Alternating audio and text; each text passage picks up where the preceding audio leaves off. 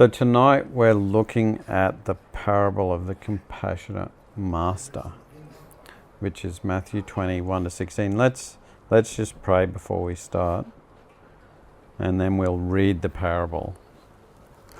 So let's pray. Lord, thank you for the opportunity to study your word, and especially the parables that our Lord shared with us. Help us to really understand them and for their message to sink into our heart so that we can then express that truth in powerful ways to our friends and family. And we pray these things in Jesus' name. Amen. Okay, so if you have a look at your piece of paper, you'll actually see that there's I just grab one as well. Thanks. You'll see that at the top there I've got these sort of four things which might be familiar from Sunday. There's sort of four elements to a parable. The structure, its actual story, and the content of it basically, the way that the story contains surprise and hyperbole, and the fact that it forces a judgment. And then, of course, there's also the theological meaning that all of this leads to. And so on the sheet I've got the parable for you to fill in which parable it is, and then a space to write notes about the structure, which I'll talk about after we've read the parable.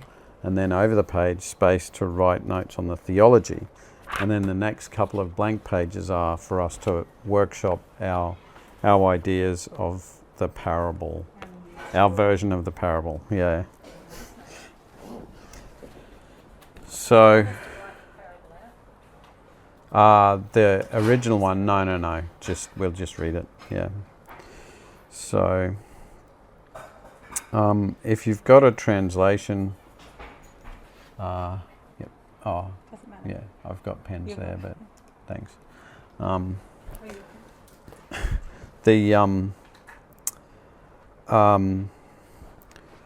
If you've got a translation, then follow along. I'm going to read from the New Living Translation.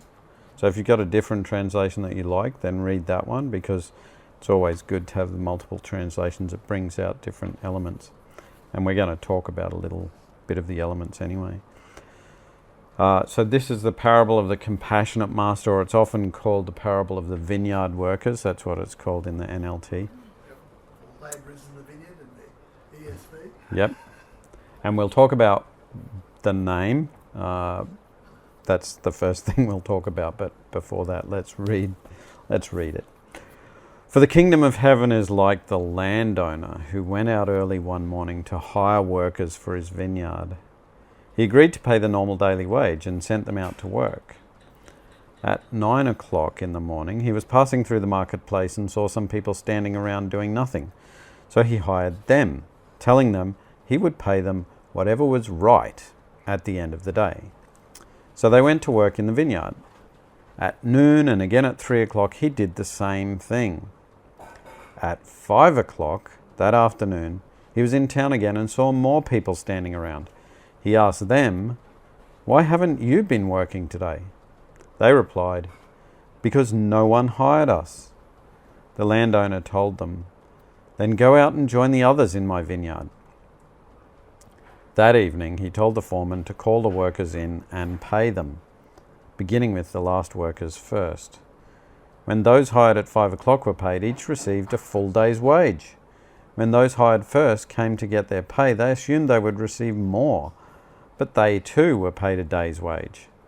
When they received their pay, they protested to the owner, "Those people worked only 1 hour, and yet you've paid them just as much as you paid us, who worked all day in the scorching heat." He answered one of them, "Friend, I haven't been unfair. Didn't you agree to work all day for the usual wage? Take your money and go.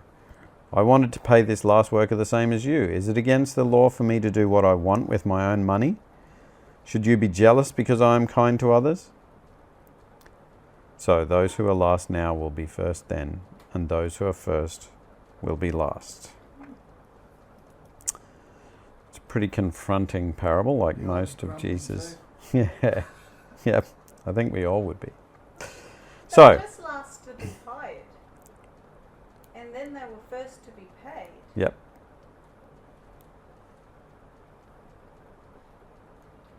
It's a bit of also a picture of a thief on the cross, isn't Yeah. it? Yeah, I guess so. He got into the kingdom and only got believed it last minute. And it's a picture of us as Gentiles as well, in a way. Yeah. So there's lots of things that it points to.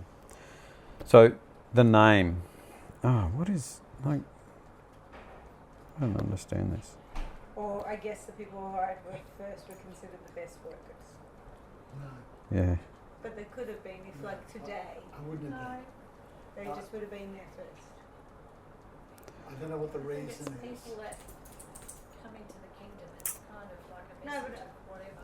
I'm just trying to say that with this, they were there dutifully waiting, trying to get a job at 6 o'clock in the morning, and the other people showed up late. Possibly. Or didn't get chosen. Or they weren't good workers, so they weren't chosen. They weren't looked Yeah. over. Nobody hired them. No one hired them. Yeah. So it's possible that the people at the end are the dregs. That's what Right. I mean. That's not possible. considered they're the, like, even just fact, there's the person who gets there early to work, and then there's the person that always shows up half an hour late. Yeah. It's certain. What we can be certain of is that the first comers were not being unreasonable to complain, right? They had plenty of reason. Not only did the people work a lot less, but possibly they weren't as good a workers, and they worked in the cool, etc., etc. So there's lots of reasons. Could also be, when we give our life to Christ, it's not going to matter when we give our life to Christ. Our reward is exactly the same. Yeah, we're all equal. And so we're all equal. But they also agreed on that amount of pay for that day's work, Yeah. That's right. even though the others got the same amount. So they both have a reason to complain, but they have no reason to complain. Also, It's a, in one thing, it doesn't mention it, but all the people that got work late didn't negotiate a pay rate. that's right. The difference, there's 3 types of agreement that the owner makes with the workers. The first workers, he says, I'll pay you a day's wage. Yeah. The second, or the second lot, which is the 9, noon and 3 o'clock workers, Yeah. he said, I'll pay what's right or what's just. Yeah. And the last ones, he just said, come and work.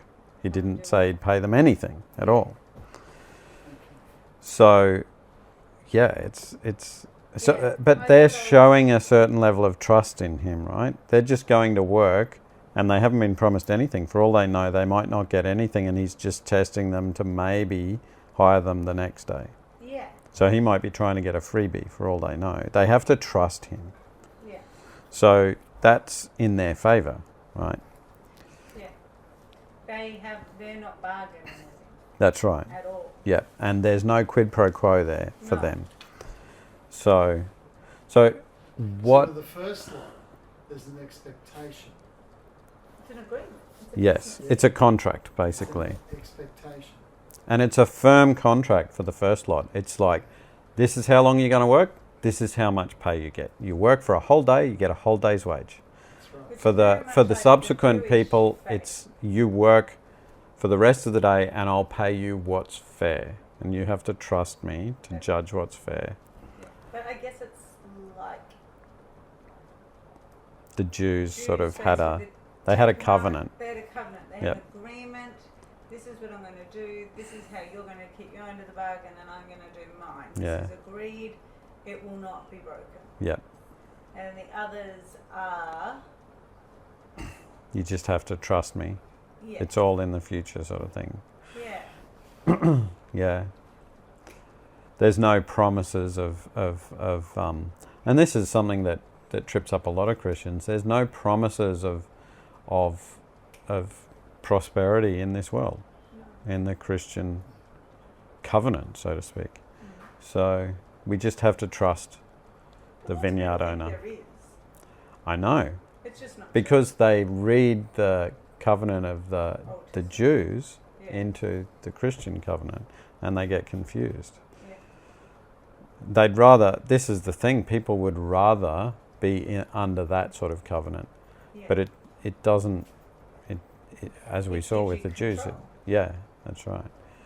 And that's a point that I'll bring up, the idea of control. So what is this the parable of? Most translations call it the parable of the vineyard workers, and that's probably because, oh, for goodness sakes, this thing is just, that's probably because they're the ones that are there, the most of them, and they seem to be a bit of a centre of attention. But actually the agent, the actor, the person that's really driving everything Is one who hires them. is the vineyard owner, yeah. You could say that it's a parable of the vineyard as well, but it's not, because the vineyard's just the context. Wouldn't you think it's more the parable of the vineyard owners? Isn't it more about Jesus and God than the workers? That's right, it's more about God, the vineyard owner, than it is about the workers, which is why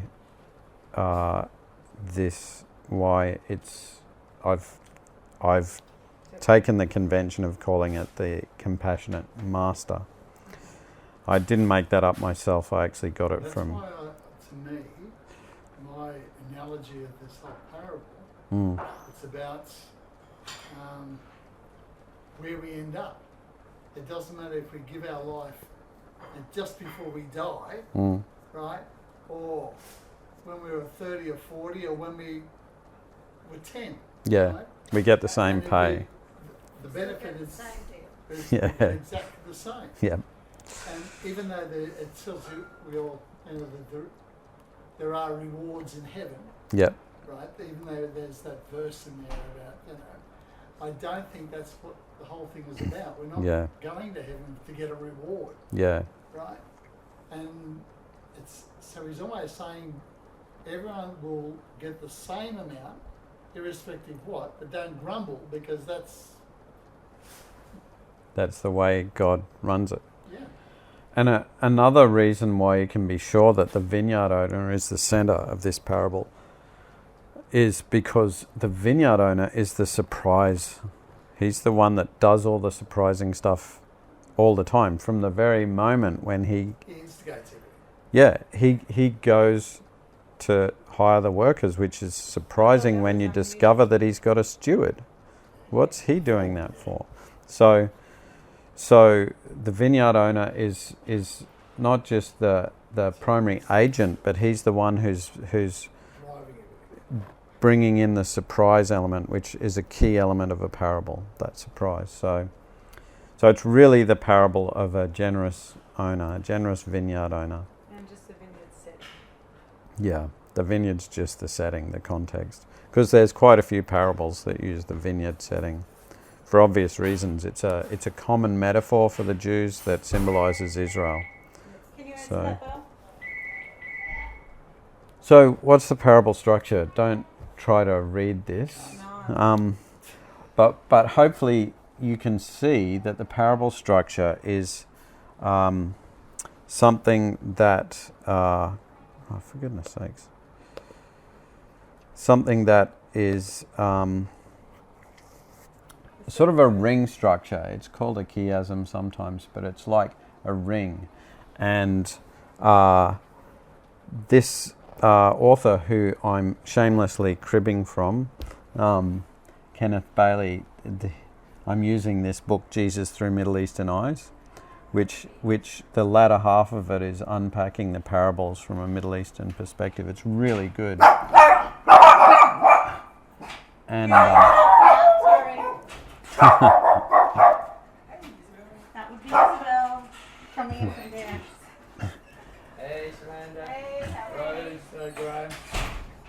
Natasha. Hey, Graham. Sorry, I'm a little bit late. That's okay. Do you mind if Grab I a- have tea while I... We're going to have teas after we've, Oh, nice. Oh, I can do that. if that's okay. Yeah, fine by me then. There's a, I'll move the dog. grab a pen. Wow, you're super duper organised. This is amazing, Nathan. Do you wanna, oh, So we're talking about structure, which is on the first page there. So this structure, it's actually 7 stanzas. 1, 2, 3, 4, 5, 6, 7, and they're symmetric. So the first and last match, the second and second last match, the third and third last match, and the middle, it stands in the middle, and that's where often the twist comes. And this is such a common format in parables and Say that again, prophecy. just saying. The first and the last match, the second and the second last, the third and the third, and then the middle is the hinge sort of thing. Yeah, the wage. So this is such a common format. And when Jesus was using it, it had been around for 1,000 years. So it's in Isaiah, etc. And it was used by the rabbis and so on and so forth. And it was such a common format. This guy, Bailey, Kenneth Bailey, calls it the prophetic rhetorical template because it was used so much for prophecy. sorry, I'm blind. So what passage are we looking up here, Mark? The vineyard. It's Matthew 20, 1 to 16. Oh, it's probably written here, isn't it? Oh, sorry. Is it 20? Ah, Matthew okay. 21, Yep. 16. Yep. Thanks. So, the first section. Let's just walk through the sections. What? Why did it go to 2? Okay. For some reason, What's happened now? it should just be the first one. I don't know why it's jumping to the second one. So the first and the last. I don't know why that second one's there. The first and the last are about agreements. So the first, I think if you look at the parable, the first one is, it's verse 3 and 4. It's actually just verse, 3 and 4. Okay. Oh no, it's not. Sorry, it's It's just verse 1 and 2. So the first part is verse 1 and 2, and that's an agreement made. He makes the agreement. Remember, that's the contract that we were talking about. He says, "You work a day, and I'll pay you a day's wage." And then the last one, the last section, is where the owner explains himself to the indignant first workers. So that's 13 to 15. Yep, that's right. And that's an agreement kept. He says, "I kept my agreement. What are you whinging about?" And the interesting thing about this is that this section itself is a prophetic rhetorical template. So in other words, it's a ring shape or a chiasm.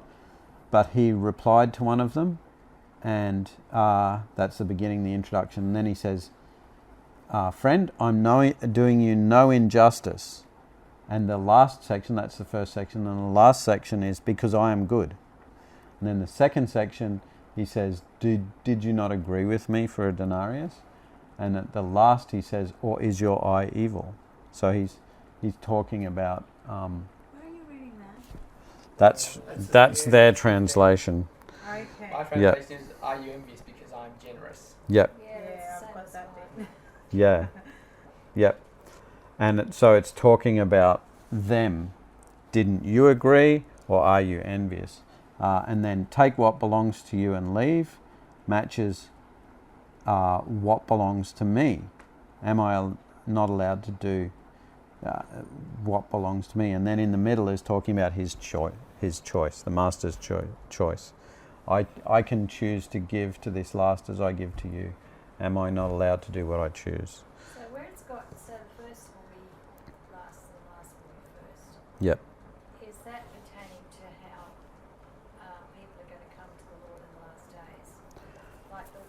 many people that suffer.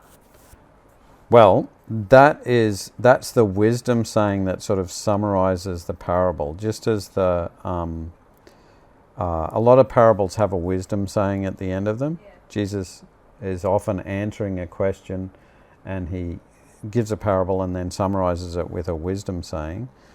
And the context before chapter 20, and you can tell that Jesus is answering because verse 1 starts with "for the kingdom of heaven." And the context is that Peter, Jesus is talking about how hard it is for a rich person to enter the kingdom of heaven, and the disciples say, "Who can be saved then?" And Jesus said, "Well, humanly speaking, no one, but with God everything's possible." And Peter said, "We've given up everything to follow you. What will we get?" Yeah, they were expecting more. Yeah, they wanted what they were due. Yeah, they're like, "We've worked, we need to be paid." And Jesus, in verse 30, just before the parable, he says, "But many who are the greatest now will be the least important then, and those who seem least important now will be the greatest then." So the parable's a way to frame, But he to has already- reframe it. He has actually also said, "You'll sit on the 12 thrones judging the 12 tribes of Israel." Yeah, So it's not a bad. So he's actually saying you're going to get something good. But then he does say, "Yeah, but many who are first will be last, and last will be first." So that's almost the beginning of the parable and the end of the parable. The parable fits in between. yeah, He says it twice, once before and once after the parable. Yeah. yeah. So that's the real emphasis of the parable is this upside down idea of God's economy is different from the world's economy. That's what I was thinking. It's like not necessarily about the disciples missing out, but not necessarily on earth did they get their rich due of respect or of things there. So that really isn't the point. It's what the world sees Yeah, as valuable. And that back then, I guess, thinking of the Pharisees and all of those people, they were a much higher, considered more in a higher light than others. yeah. Yes. So often it's thought that the Pharisees are the first vineyard workers, but it could be the disciples as well. So there's debate about who it is, but I think it applies to lots of people, because I think of myself as one of those people because I've been a Christian all my life, right? So Yeah, that's how I read myself as well into that. I've been a Christian since I was a child, and so before I can remember. So, I've done a hard day's work. I've worked through the hot, sweltering sun. Yeah, and then somebody who becomes a Christian, like just before they die, they've been a total scumbag. They've enjoyed all the fruits of their wickedness, and then they become a Christian. They get the same reward as me. I think it does kind of read as to the end of time, in a way, doesn't it? But I think it's just simpler than that, because he's just said, you got what you agreed. You've got the denarius that you agreed. Why are you upset by that? I think we just got to take it at real simple value of, just because I've been a Christian for my whole life, the guy that was a drug addict became a Christian before he died. It doesn't mean he still gets eternal life just like I do, and I don't get anything more special than him. And he shouldn't still. I think we're probably just meant to keep it simple. But you're right. It kind of reads like this is at the end of time and someone coming to heaven first. Yeah. But I don't know. I just think it's interesting. So the second part of this structure, the ring structure, is so the first part is about the agreement. The agreement made, the agreement kept. The second part is about justice. So it starts with the master telling the extra people that he hired, "I will give you what is just or right," and then it ends with the people, the first employees, complaining that they haven't been given justice, asking where is justice. So there's a symmetry there with the promise of justice. Yep. So there's the promise of justice and the question of justice. It's amazing to think that hard about all of this. But why would I think anything less? Yeah. Yeah. And then the inner ring around the center is talking about the 11th hour. So was it 11 The to 12 last- the other ring? What have you got? I'm the gonna do back. 11 till 12. So section 6, which is the second last section. Yeah. Verse 6. No, section 6. So I'm going verses 11 and 12. But Now when the first how came, how do you see that? the way that Bailey divides it up is that Or 11 to 13? Or 10, verse 10, when those hired first came to get their pay. Put in 10. Yeah, 10 to 12. So 10 to 12, yep. And that makes, so part 3, the third section, is the 11th hour. So verse 6 and I think verse 7, yep. No, 8 is, Yeah, verse 6 or 7. yep, 7, verses 6 and 7, and that's talking about the 11th hour where he so the last people hired, basically. It's 5 p.m., the 11th hour. And then, and the 11th hour is a phrase that we use in our language for the, the last, That, isn't it? yeah, the last hired. And then the 11th hour people are the first people that are paid. So that's verse 10. Oh, sorry, not verse 10, verse 9. When those hired at the 11th hour were paid, each received a full day's wage. Yeah. And then right in the middle is So this, isn't that 8 and 9? Just verse 9. just 9. Okay. 5 is verse 9. So sort of 8 is Verse 8 is the middle, is the center. the center, yeah, and that is about, How does he describe it? he calls it the wage, if I can. Wage Why time. is my PowerPoint is behaving really weirdly?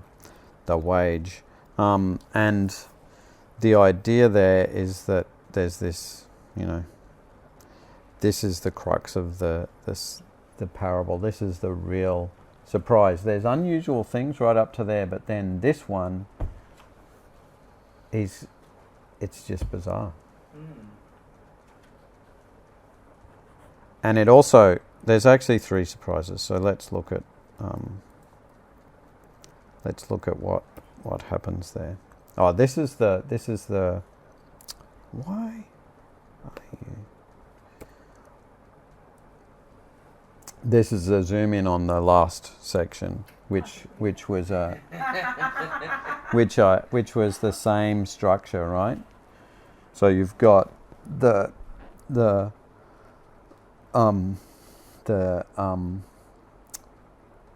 what I said before. So the outside, the idea of justice and good, the idea of a fair wage, or what do they say here? It's sorry, Sorry, I just missed the evil eye one. They say it's unfair or something, or they're jealous. They're jealous. I'm generous. Yep. Yep. What translation? So this is is an agreement. I think it's his own translation. This is what belongs to you as opposed to what belongs to me, and then it's the center is all about I reckon his it's going choice. from an alternative manuscript because I looked at the Doesn't Greek. really sound the same as No, I looked at the Greek words and it's definitely evil. evil's in there, but evil and generous are in there. The word "I" is not in there, so he's probably got Yep. an older manuscript. It says, are you envious because I'm generous? It's the same thing about his eye. No, it is actually, it's ophthalmos. It wasn't in the mouth one. Ophthalmos is the That's Greek that's translated as jealous, which means an eye begrudging heart or evil eye. So actually, Oh, okay. so Ophthalmos the is literal Greek is actually evil eye, or is your eye evil, or yeah. Ophthalmos, poneros. Is that okay? Interesting. I didn't see that. Sorry, Malcolm. But it's translated as jealous in the NLT. It's obviously a figure of speech that makes more sense to us as as jealous. But they're seeing it as a negative that he's being evil to them. Yeah, they're seeing it as evil, so they're They're seeing it as evil to them. not Yep. he's being generous to the others. That's right. They're seeing him as being an evil person who's doing a wrong to them. In Mounts, in Mounts' manuscript, Mm. ophthalmos isn't there. The word is poneros and agathos, which is envious and Well, the reverse transliteration which goes to the Nestle Aland, I think, it's poneros ophthalmos. poneros isn't. Poneros isn't ophthalmos. Anyway, it doesn't really matter. No, they're two words. They're Oh, I haven't got that at all in Mounts as one. It's just not there. okay. It doesn't matter. I don't think it changes the meaning. No, it doesn't change the meaning, does it? No. It's just interesting. So, gosh, I've got to reinstall my PowerPoint or something. It's just working really weirdly. Everyone is equal. So, what's the context? So that's the structure. That's the rhetorical structure, and you can see it's quite elaborate. And a lot of Jesus' parables are like this. They actually have this particular structure, this prophetic rhetorical structure with 7 sections, with a symmetry in them, and a central section where it hinges on. And that's so when it says here, and this is taken from a different text. But it talks about symmetry being important in parables, and this actually shows you how that symmetry works. It's cool. It is very very key to the way that a lot of Jewish literature worked. I don't think it's so important that we reproduce that in our own parables. It'd be too hard. I'd have a real skill to do that. That's right, and it's not as much a part of our literary tradition as it is of the Hebrew literary The tradition. language, we just need to figure out how we can put emojis into it. Very good. We're good. We need emojis and words that I can't even understand in regards to its It lettering. really has to be just something that's topical. Well, I think there is an element of symmetry in our literary language, and that is foreshadowing, right? So it really enriches a story if you are foreshadowing. So if you use language that sort of suggests something, and then you either fulfill it or twist it. And that really pays off. And people, that's surprise and delight, right? And that's what you're trying to get in a parable, because you want it to be memorable. And that's one of the techniques. So I would say that's our version of symmetry. Can I just ask a question of today, of the story in the day? Yep. Okay. So, work-wise, this was the main form of work. This is what a lot of people did. It wasn't the Unskilled main labourers. form of work, but this was a common form of work. And This was your unskilled labourer job. yeah, It's a job that you didn't need education from. It's a bit like And- traffic control now. well, Oh, this you this probably need something for that. this still, like Kenneth Bailey talks about how when he was living in Israel, there was still a square north of Jerusalem on near the Damascus Gate, where a bunch of Palestinian workers would hang out waiting for somebody to come and hire them. And when he drove past, he'd always sort of look away so Well, that not even that. In America, you still get people that hire people that don't have Yep. papers to go do Yeah. gardening and Yep. work. But we don't so much have that here in We Australia. don't, because no, we've got because we have regulations. such No, but we've also got benefits. yes, Right. we have welfare. That's exactly right. This is the equivalent to the having to work for the dole. Yeah. Okay. I haven't got a job. I got to go out and find some work today. Yep. But it's harsher than that too, because the reason that the guys are still around at the end of the day is that, if you don't work, you don't get paid. That's You it. don't. If they didn't and do they're the probably- job, they may not have got paid. That's right. So there's motive to work hard because you might have a chance to work the next day. There's motive to hang around waiting for work, because if you've got nothing better to do, and if you don't work, you won't get any money. Do they feed them while they're working? I think so, yeah. Lunch? They get lunch and Yeah, dinner? yep, So they get a meal? yeah, I think So so. they got something to take home to their And family. they can do, according to Jewish law, they were allowed to do gleaning and take, sort of leftovers and stuff. The poor people were allowed to do that anyway, but the workers I'm probably just trying could to too. figure out the context of the significance so that people. So there was a big imbalance between the owner and these men, right? But They see, weren't we had even. the Western world also, back in the days of the Depression. Do you remember the queues? Yeah, The yeah. people trying to get well. But when you read Yeah, I about it, know wasn't about- there. Sure, Yeah. sure, pictures, yeah. Yeah. But you hear about it and read about Yeah. the queues of people trying to get work.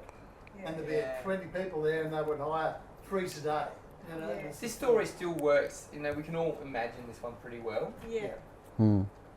Yeah, there are just subtleties in the culture that we need to put ourselves in their shoes. Yep.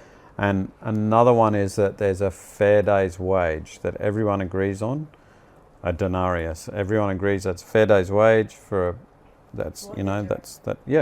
for any sort of physical labour. That's what you do. That's what you get. So there's no need for haggling or anything like that. That's just a fair day's wage. So you can talk It's about- like an award, You can talk it's- about, the minimum wage for the week, and you give it to the same, even the person who works only the last day of the week. Yeah. It's a full week's minimum wage. Yeah, yeah. And Doesn't seem right, does it? No. No, but even with the minimum wage, that's the minimum people get. So Yeah. it's different. And- Even in this context, moving it to modern, that would be different because I guess the law requires the minimum wage to be paid whether or not they earned it. But I guess Yeah. you could say, I guess you could say the workers who work the full 12 hours were getting the minimum wage Yeah, for the day. yeah. yeah. And there's another wrinkle, and that is that even these workers, as desperate as they are, it would have been humiliating for them to receive a handout, right? So, from a stranger, from somebody who's not a relative. Even the Jewish welfare system, which was gleaning and stuff like that, required them to work. They actually needed to go and collect the stuff themselves. They didn't just get a handout. The whole culture viewed handouts as humiliating. It's what a cripple would get, It indicates that you can't work, that you're worthless, that you have no value. So they just give you something. So when the 11th hour guys were offered the chance to go and do some work, they didn't even need to make a contract. They didn't even need to be told that they'd get something, because it's better to at least have done a bit of work, even if you don't get much. Even if you just get a chance to do some work, that's better than a handout or nothing. Yeah, we'll struggle to make a contrast in Australia on that one, unfortunately. It's quite, I can understand it. Culturally, that's very different. That's what the farming community that I grew up in was like. That was the attitude that farmers had back then, and still tend I to. think they would still have Yeah, I think they still have that attitude, but in the city, it's not different. a very common Like, attitude. in our family context, if I was to take government handout, not like even just additional that everyone gets, it's considered. Even if I wasn't working and Anna wasn't working and we could go and get money that way, that would be very negative on the family. Whereas I reckon a lot of people wouldn't feel negative about that. Yeah, No, they don't. Yeah. Because you've got generations. We grew It's up different that would be attitudes. very negative, and especially even my sister gets viewed. She's very good at working the system that she gets the most. Her and her husband both work, but we're well, why do you apply for the extra activity voucher that's meant to go to people who can't afford it, but it's a first in, first served, open to everyone. But she takes that, and I find that offensive. I find that rude. Yeah. It's like I don't take that we can manage, so not I justice. shouldn't take a spot. Yeah. So it's we've got very much raised like that. Yeah. Mm. Yep. I think a lot of people don't think like that anymore, but they probably did in your generation station. Oh yeah. I'm not even aware of most of the benefits that we're entitled to. To be honest. Yeah. Because we were never brought up that way. Mm. And Yeah. I didn't even know there was such thing as unemployment, right? Benefits. Benefits. Yeah, Yeah. that's I right. had no idea that was the Yeah. case. It was really interesting in the UK. They don't means test benefits like they do here. So here, obviously, the Grove family doesn't get any benefits at all for our kids. It wouldn't make any sense. But in the UK, all my colleagues did. Because they had, and I didn't because I was not a UK citizen. Yeah. And it's like, well, you're earning the same as me, and yet you're bringing an extra £300 or £400 home a week because the government pays you because you've got little kids. Why? You can afford them just like. And that's why the migrants It was weird. flocking Yeah. to England because they want to become. No, the doctor income is quite different. It is. I mean, the doctoring home here is so much better. There is a difference. That's true. Just- But it was still just it was saying. still reasonable to the Comparable. point that you didn't need Yeah. extra cash. You just had to watch. And your they were money. getting the same benefits as like Some a of the garbage poor. collector or Exactly. something. Yeah. Yeah, Which I always thought was really silly. yeah, And then yeah, yeah. I don't know.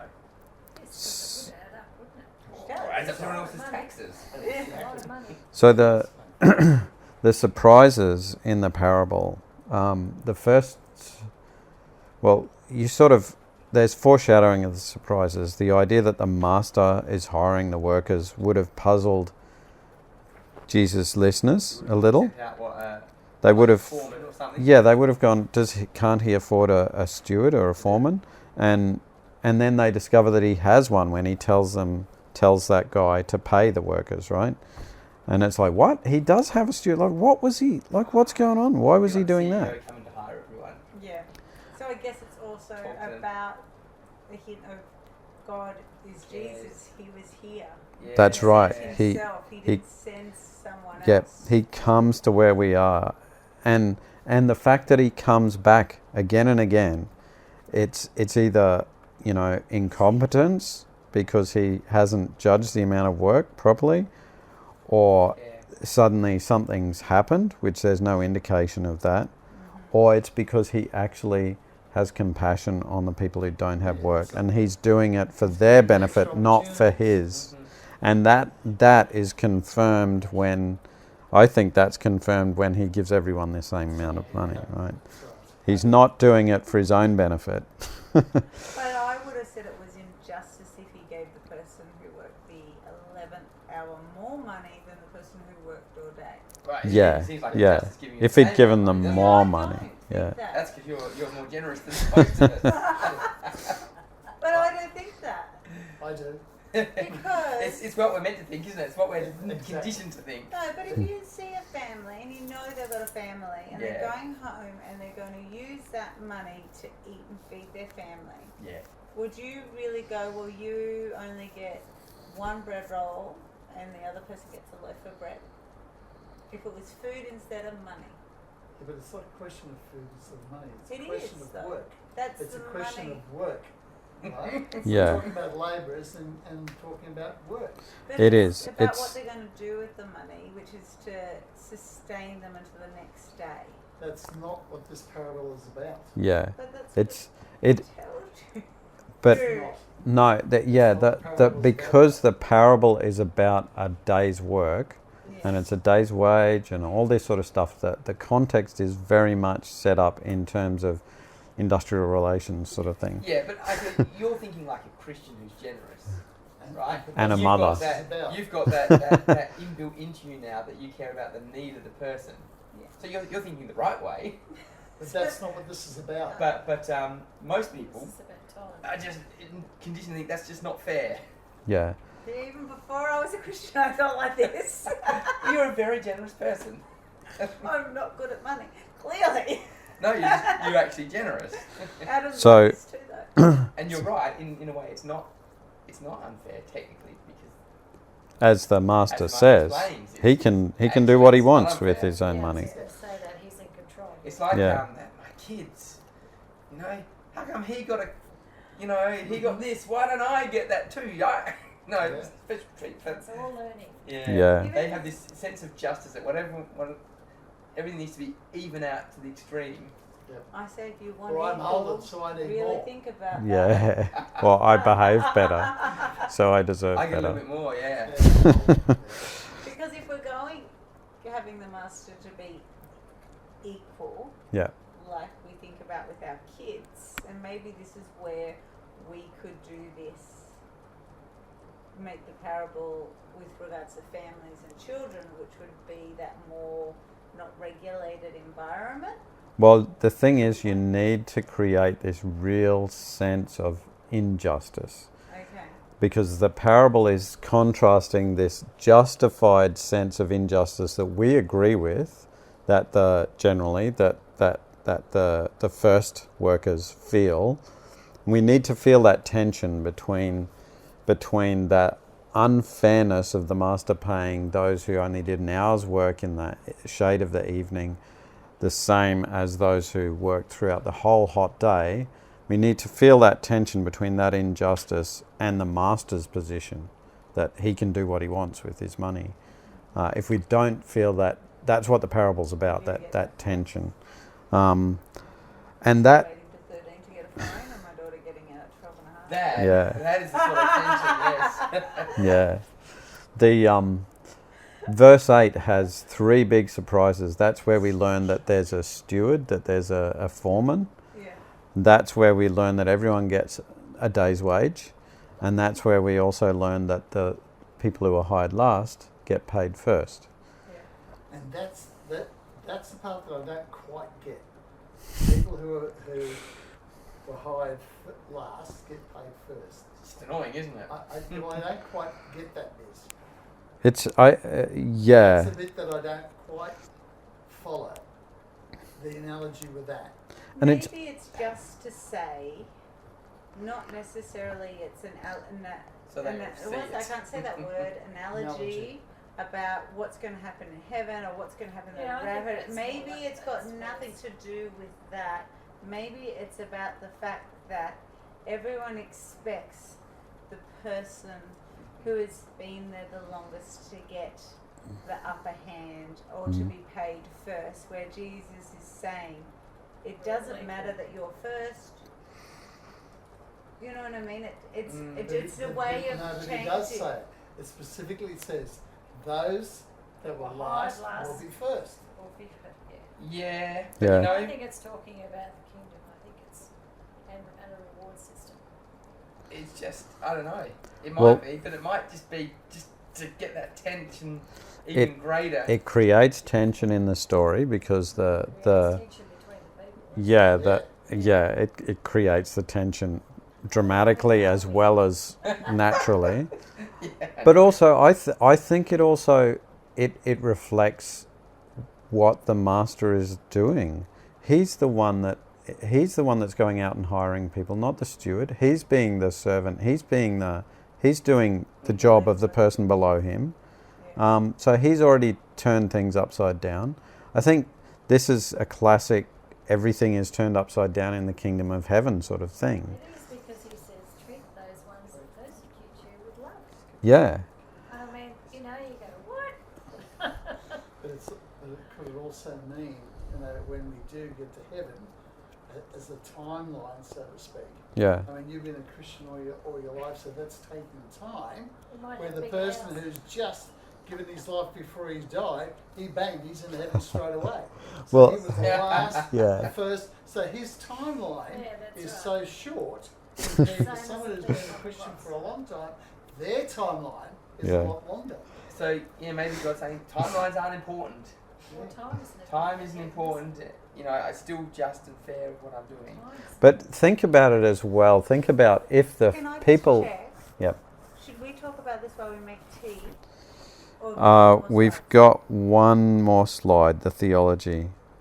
Um, Yeah, I think just to cap that off, I think the people, What verse is that? Last and first verse? 16. 16, thanks.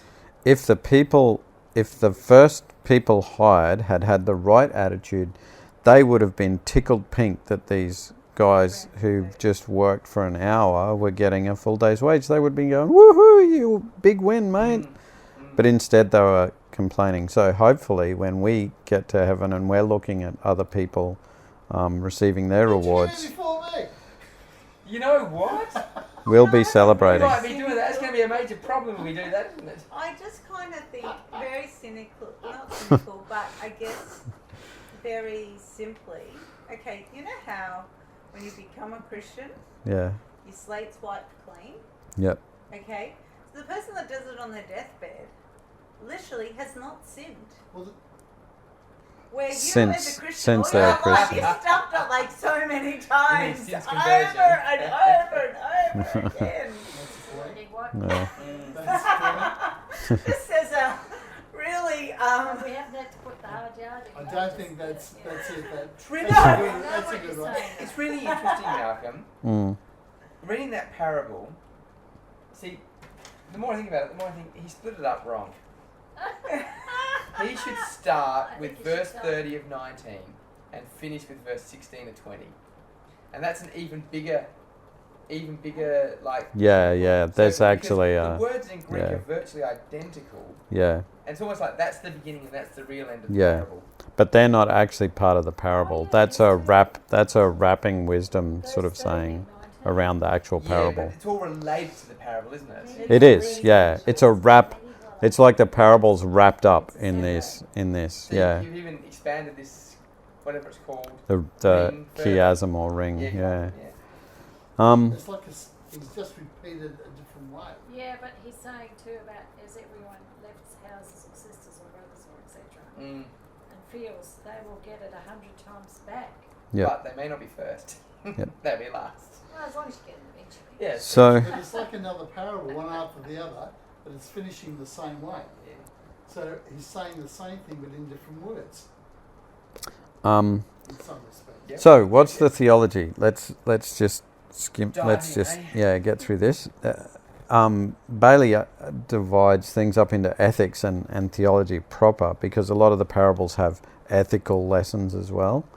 And in this parable, work actually is assumed to have value, and that's we've talked about that, but it's not necessarily proportionate. So just because you work a certain amount doesn't mean that you deserve to get, a proportionate amount in compensation.